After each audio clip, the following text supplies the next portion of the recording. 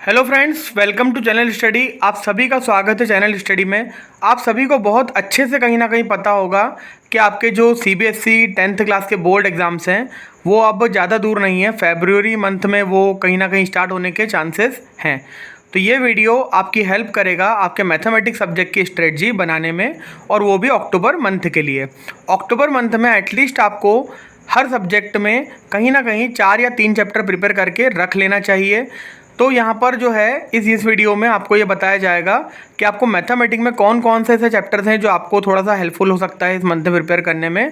तो सबसे पहले बात करते हैं स्टैंडर्ड वालों की।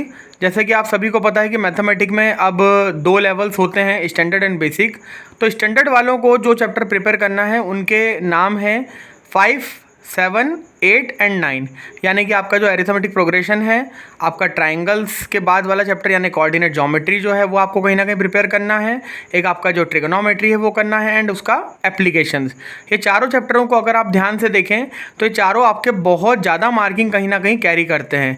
वहीं अगर बेसिक वालों का देखा जाए तो उनके लिए सबसे पहले शुरुआत करने में जो ईजीनेस होगी वो होगी चैप्टर नंबर 1 यानी आपका जो नंबर है उसके साथ, एंड 2 जो आपका पॉलिनोमियल से कहीं ना कहीं उसके साथ, एक आपका क्वाड्रेटिक इक्वेशंस उसमें कवर अप हो जाएगा, और आपको जो 5th चैप्टर है यानी अरिथमेटिक प्रोग्रेशन, ये आपका दोनों का कॉमन रहेगा। स्टैंडर्ड एंड बेसिक दोनों को ये एक साथ कहीं ना कहीं प्रिपेयर करना चाहिए इस मंथ में, क्योंकि बेसिक वालों के लिए भी इनका जो वेटेज है वो कहीं ना कहीं अच्छा खासा है। आपको एक इनिशियलाइजेशन इस चैप्टर्स के थ्रू कहीं ना कहीं देखने को मिल पाएगा अपनी प्रिपरेशन में।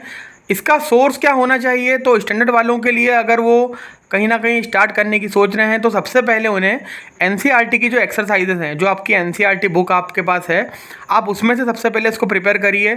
उसके एक एक क्वेश्चंस को आप कहीं ना कहीं सॉल्व करके देखिए।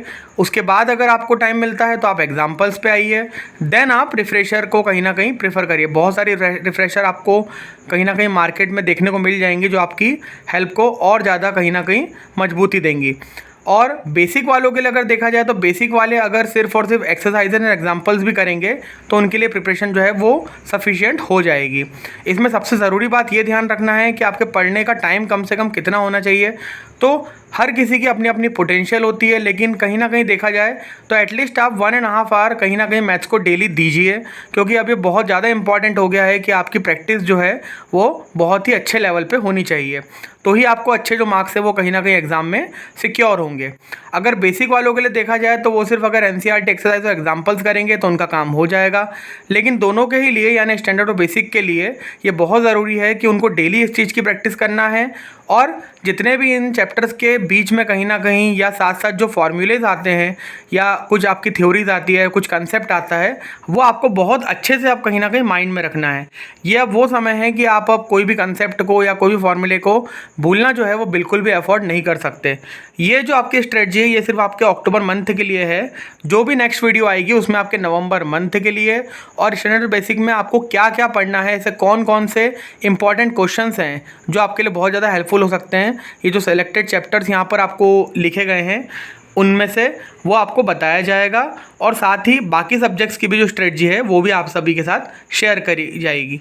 तो इसीलिए आप अपनी प्रिपरेशंस को बहुत जल्दी से जल्दी स्टार्ट करने की कोशिश करिए। अगर आप स्टार्ट अभी करेंगे तो आपके बहुत अच्छे चांसेस हैं कि आप अच्छे ग्रेड जो हैं या अच्छे नंबर जो हैं वो कहीं ना कहीं सिक्योर कर पाएंगे।